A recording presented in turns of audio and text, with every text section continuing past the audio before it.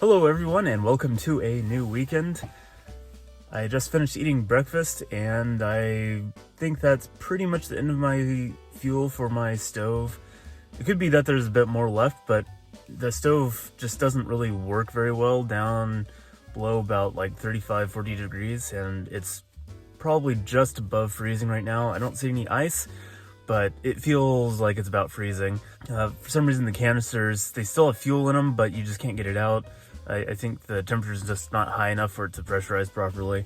So hopefully after I've been driving for a little bit, I'll be able to get a little bit more life out of these fuel canisters, but I'm not expecting too much because I have been using this current fuel canister for a week or maybe 2 weeks now, and that's about how long they last for me at least. So I'm going to be heading down to the bus today anyways later and picking that up along with some warmer clothes.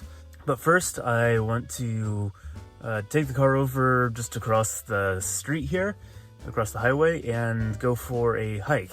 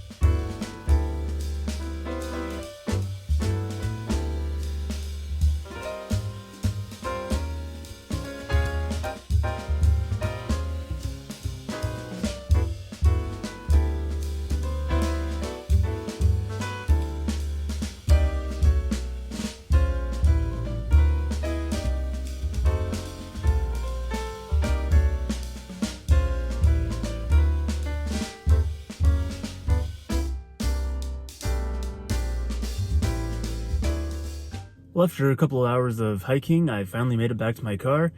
I took a couple of detours that were a little unintended. Trails were perhaps not the best maintained in those areas, and it was a little scrambly, but it was still fun.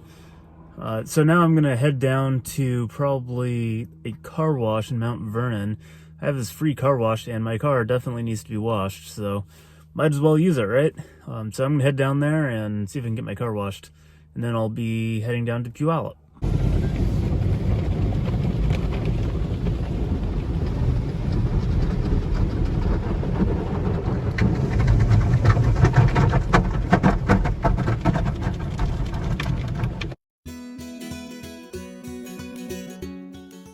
I had been down this first part of the road towards Lake Kavanaugh before on my delivery routes, and I wasn't really sure where it went.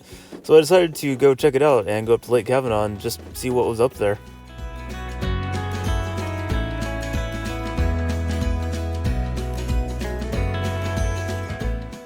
As you can see, the snow level was very low, and it was basically snowy almost down to Lake Kavanaugh, maybe just a few feet above it. There were tons of houses up here, which is kind of strange because this is miles off back into the forest, and looked like the road continued on even further out into the mountains. I have no idea where those go, but there were a lot of logging trucks in the area, so I didn't pursue it.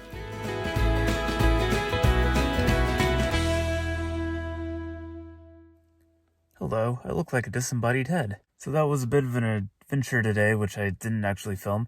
So I think I last left you off when I was driving down towards the bus. I went through Lake Kavanaugh, and after that, it was pretty much just stop and go traffic all the way down to Puyallup.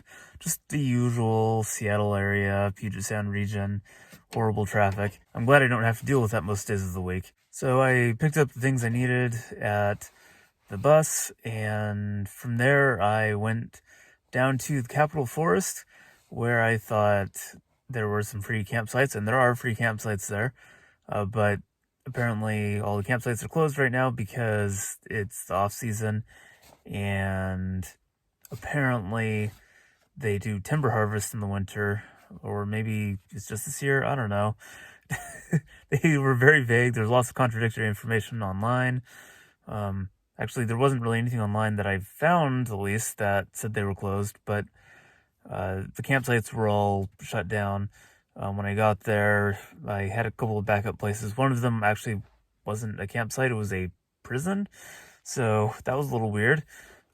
Drive down this long road out into the middle of the forest, and there's a prison, so that was odd. So I went to my backup plan, which was to head towards the coast, and so I'm going to spend the weekend out near the coast here right now. At the moment, I'm at a small campground called Rainbow Falls, which is out near Pe Ell. It's quite a bit further south than I wanted to be, but it was the closest campground that I could get to, and it was already dark by the time I left the Capitol Forest, so not great situation. I don't really like going to campgrounds in the dark, but I knew where this one was, at least, and I could find it easily, and I knew there was a place to stay, so... And unfortunately, it did cost me $20 like usual. All these state park campgrounds are $20 in the off-season, which isn't a big deal. It's a lot cheaper than rent, at least anywhere near where I work. So tomorrow morning, I'm going to go and explore. I think there's a small hike I can do going up and seeing the falls themselves, whatever these Rainbow Falls are. I've seen the sign for this many times driving past. I just had no idea what it was. So it's actually kind of cool. I get to stay here and see what this is about. And then tomorrow I'm going to head out to the coast. I don't know if there's a lot of free camping out there. I mean, I know there's people who just park on the street, but I'm in a car, and I'd like a little more security than that, probably. And since I'm in a car, I'm not burning a lot of fuel either, so I'll probably just stay at another campground out there. I have a few ideas of where to stay. It's not a big deal. I guess I will see you in the morning.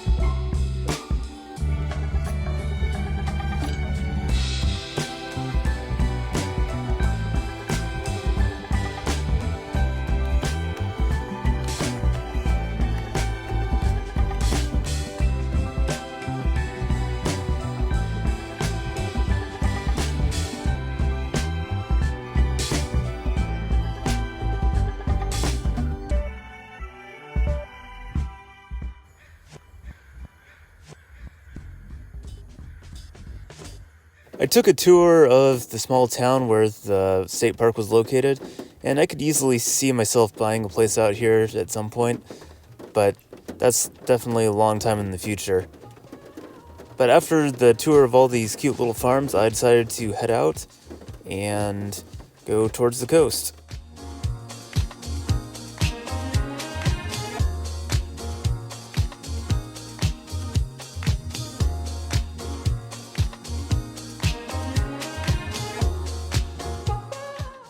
In my previous explorations of Western Washington, I've always been interested in this area, and I keep coming back here because Southwest Washington is just beautiful.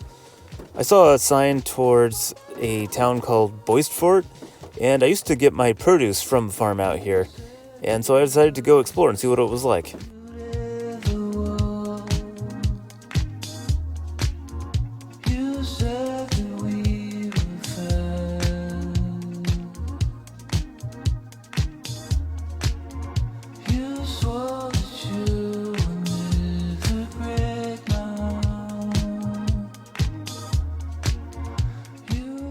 I was going completely the wrong direction for the coast at this point, so I decided just to continue south towards the Columbia River.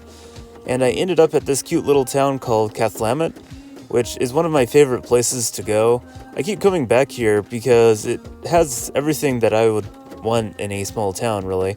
I don't know what the people are like, but down on Puget Island here, as part of the city, there's all these little farms and little houses and lots of little dock spaces in channels that run through the island. And all these farms, it's such a pretty little area. I would definitely consider moving here at some point, and the prices are even reasonable because this is completely out in the middle of nowhere. It's probably an hour at least to Portland and about an hour and a half to Seattle on a good day.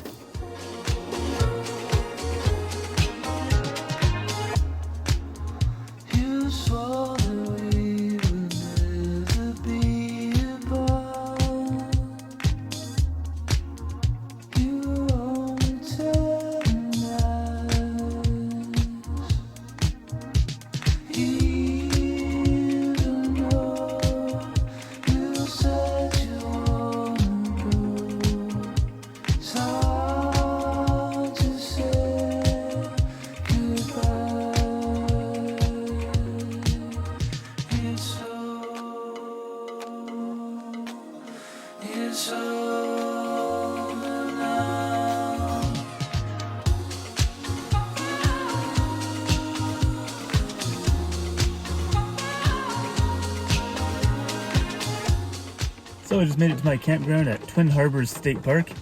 Along the way, I stopped by Grayland State Park and see if they had any spaces available. Of course, I did my research ahead of time. I knew that they did have a space available. It's just it costs about 50% more for some unknown reason. I don't know why I even bothered, but I actually didn't even know this park existed. For some reason, I didn't see it on the map. And then I just happened to be driving past and I saw it and I figured, oh, maybe I'll stop in and see if they have anything. And this park's almost completely empty. I think there's like 2 or 3 other campers here and there's something like 100 spaces. Of course, it is pouring rain like you would expect in this part of the world this time of year. But there is a beach attached to this park. It looks like it's across the highway, but there may be a tunnel or something. I don't know. I have to get registered and then I'm going to go check it out.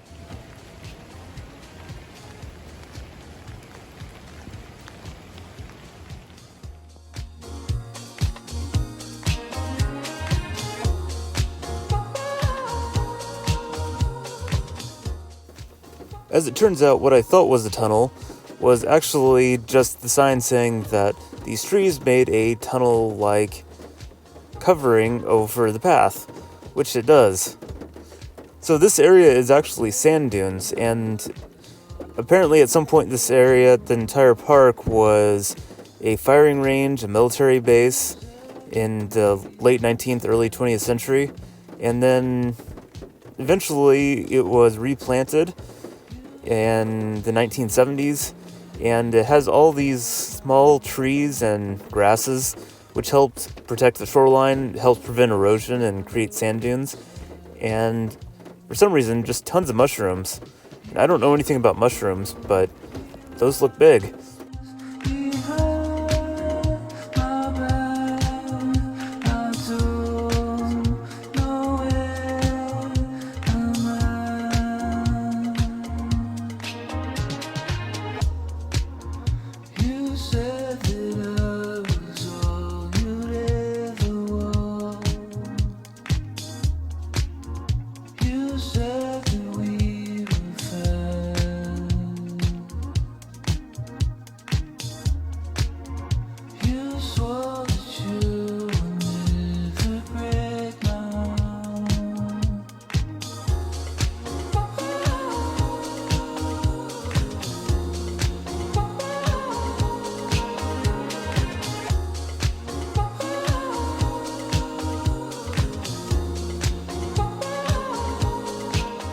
Well, I just got back to the campsite after that very windy walk. It's actually not raining too hard out there. It's just a little drizzly, but it's the wind that really gets you out there. It's windy. One thing I liked about this campground was it looked like it had really good internet connection here. I saw, 3 3 to 5 bars depending on where I was in the campground. And I was like, oh, this is great. And started trying to use internet, and it's super slow. And so I checked, and it's 3G, not 4G. So I have an amazing 3G connection. So if this was 10-15 years ago, I might be able to check my email. That's about all I can do now. So I'll probably just spend the rest of the evening editing, and unlike last week, I'm still a long ways from Everett, so I'll probably actually have more content for tomorrow as well.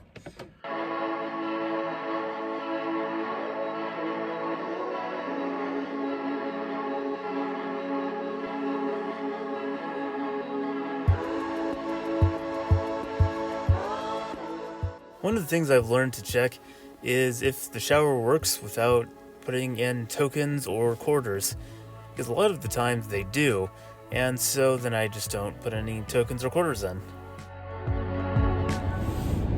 Well, I can never pass up a free shower like that. So I'm gonna jump over to Westport.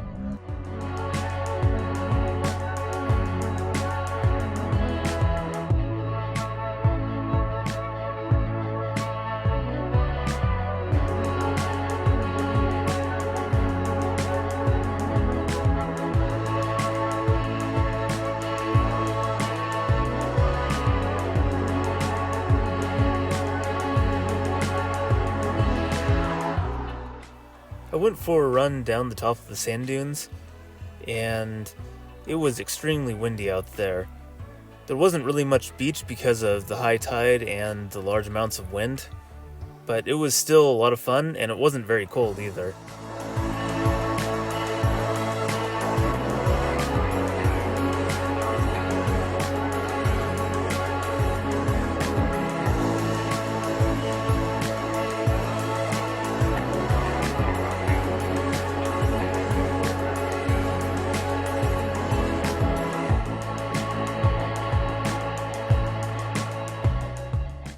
You know it's windy when the puddles have their own major wave action.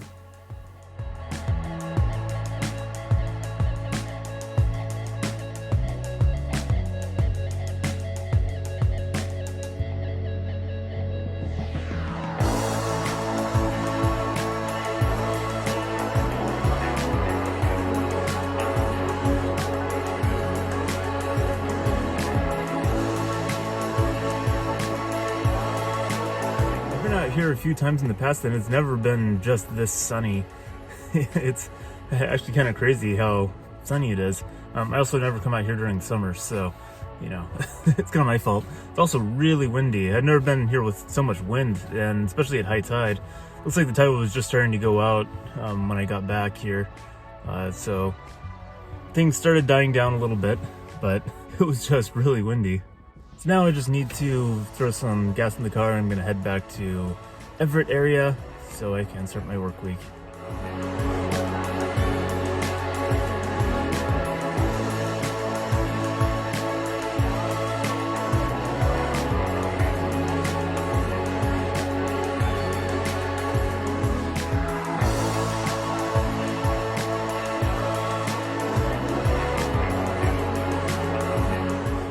Well, that's it for today, guys. I think I'm going to end things here. The rest of the trip is going to be kind of boring, just hanging out in traffic.